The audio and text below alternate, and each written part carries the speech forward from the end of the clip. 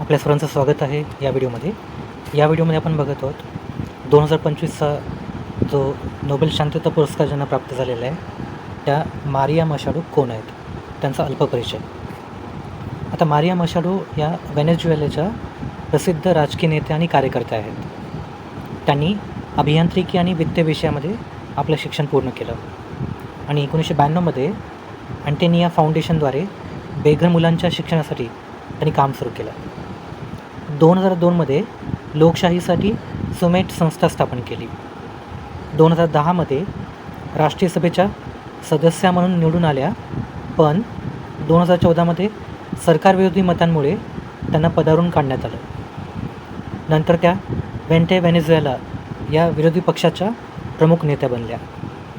2023मध्ये राष्ट्रपती पदासाठी त्यांनी स्वतःची उमेदवारी जाहीर केली, पण सरकारने बंदी घातल्याने एडमंडो गोन्सालेस यांना त्यांनी पाठिंबा दिला आणि 2025मध्ये त्यांना नोबेलचा शांतता पुरस्कार प्राप्त झाला.